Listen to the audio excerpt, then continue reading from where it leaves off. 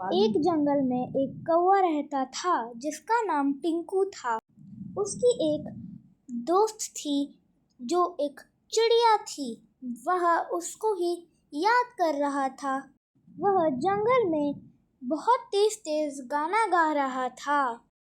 वो जंगल में गाना गा ही रहा था कि उसकी दोस्त वहां आ गई।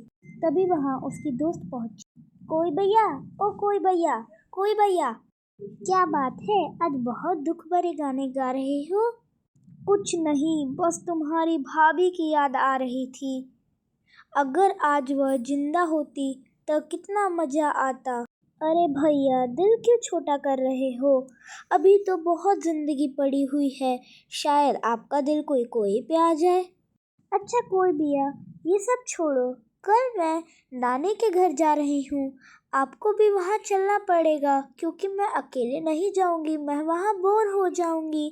तो आप भी चलोगे ना? अगर कल मैं नानी के घर अकेले गई तो मुझे जंगल में बहुत डर लगेगा, इसलिए आपको भी मेरे साथ चलना पड़ेगा। अरे मैं क्या करूँगा वहाँ? तुम ही मिल आना। नहीं भैया, आप भी चलो ना, मैं अकेले बोर हो जाऊंगी। अच्छा ठीक है, चलूंगा। अब तो खुश? हाँ भैया, अब मैं खुश हूँ। आप जल्दी तैयार हो जाना, हमें कल सुबह ही निकलना।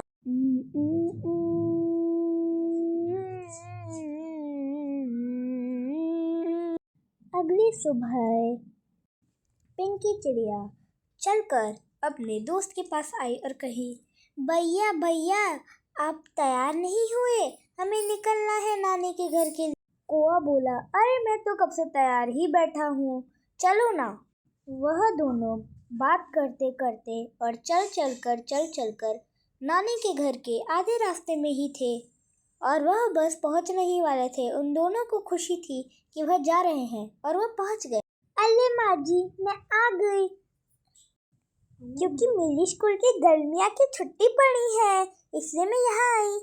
अरे पिंकी बेटा, जरा इधर आना तो, मुझे तुमसे कुछ बात करनी है। अरे बेटा, तुमने उससे कौवे से क्यों दोस्ती की है?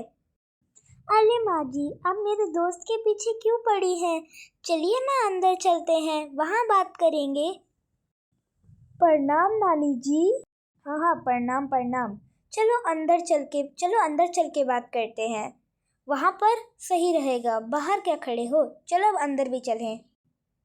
अरे बेटा, मैं तुम्हें अभी भी समझा रही हूँ कि उस कौवे से दोस्ती मत रखो, वह बहुत खतरनाक है। वह तुम्हें कभी भी मार सकता है। अरे माँ जी, नहीं, वह मेरा बहुत अच्छा दोस्त है, मैं उसके ऊपर विश्वास करती हूँ। मुझे नहीं लगता कि वो मुझे मारेगा। वह मेरा बहुत अच्छा दोस्त है और वह मुझे हमेशा प्यार करता है, वह मुझे भला क्यों ही मारेगा। वह दोनों घर के अंदर चलकर आए और उन्हें घर बहुत अच्छा लगा। माँ बोली, अरे उसके साथ मत रहो, वह अच्छा नहीं है। वही कौवा दिन भर टीवी देखता और मज़े से आराम। वही नानी उसकी समझाती रहती कि कौवे के साथ मत रहो, वह तुम्हारे लिए ठीक नहीं है। उन पे भरोसा करना बहुत ज़्यादा कठिन काम है। वह तुम्हारा दोस्त बनने का नाटक कर रहा है। अरे नहीं माँ जी, मैं इसके ऊपर पूरा भरोसा करती हूँ। वो मुझे कभी जान से मारने की सोचेगा नहीं। मैं जानती हूँ वह मेरा बहुत अच्छा दोस्त है, वह ऐसा सोचेगा भी क्यों। दादी यह सब उसको समझाती। कौवा यह सब सुनकर उसको बहुत बुरा लगता, पर जब पिंकी उस पे भरोसा करती और कहती कि वह उसका अच्छा दोस्त है, यह सुनकर उसे अच्छा लगता और उसे विश्वास मिलता कि वह अब उन लोगों का घर जाने का समय हो गया था क्योंकि गर्मी छुट्टियां खत्म हो गई थी। चलो नानी, अब मेरा घर जाने का समय हो गया है, कभी और बेटा अगर तू थोड़े दिन और रुक जा। नहीं माँ जी, मेरी गर्मियों की छुट्टी खत्म हो गई है, इसलिए मुझे जाना हो। हाँ बच्चे, मुझे पता है खेल के साथ पढ़ाई भी तो जरूरी है। हाँ, कौवे से तो बचकर ही रहना। जरा देखो तो, उसकी चोंच कितनी तीखी है और उसके इतने बड़े बड़े आँख और काला रंग कितना डरावना है और कितना खूंखार है, पता नहीं कब तुम्हें खा ले। अरे क्या आप भी हमेशा कौवे के पीछे पड़ी रहती है। मैंने कहा ना वो मेरा अच्छा दोस्त है। चलो अब मैं चलती हूँ, मेरा घर जाने का समय हो गया है नानी जी। ठीक है। वह निकले तभी वहाँ बारिश बहुत तेज होने लगी। वह देखे, उनने देखा, अरे बारिश तो बहुत तेज हो रही है। अब वो लोग घर कैसे जाएंगे? बारिश जब बहुत तेज हो गई तो उन्हें एक पेड़ के नीचे रुकना पड़ा और वह आज घर नहीं जा सकते थे। बारिश बहुत देर तक चली, अंधेरा होने को आ गया था और रात भी हो गई। तो पिंकी बोली, अरे भैया, यह तो बहुत बड़ी मुसीबत हो गई। अब हम घर कैसे जाएंगे? क्या आज हमें यहीं रुकना होगा? साथ ही साथ मुझे बहुत ठंड लग रही है। यहाँ तो बहुत ठंड। अरे हाँ पिंकी, ठंड तो मुझे भी लग रही है। तो आजा तू मेरे पंख के नीचे। उससे तुझे भी ठंडी नहीं लगेगी और मुझे भी ठंडी नहीं लगेगी। अच्छा तरकीब है ना ये? तो तू आजा।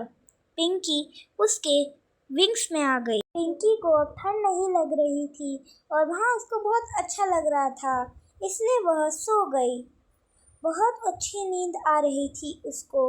अगले दिन जब वह सोकर उठी तब उसने बोला, ओ कोई भैया, ओ कोई भैया, कोई भैया, सुनो सुबह हो गई, कोई भैया। कौवे के ना उठने पर वह खुद ही उसके में से बाहर चली। उसने देखा कि अरे ये क्या हुआ, यह गिर क्यों गए? पर जब उसने देखा तब उसको पता चला कि कौवा तो मर चुका है। रात को उसने अपने पंखों से जब उसे ढका था तो उसको बहुत ठंड लगी तो वो मर। चिड़िया बहुत रोई, बहुत रोई।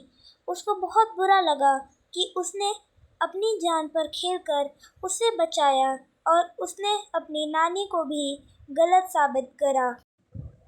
कौवा भी बहुत खुश हुआ होगा मन ही मन। पिंकी बहुत रोई, बहुत रोई, बहुत ज़्यादा रोई। और इससे हमें पता चलता है कि हमें दोस्त को अपने कभी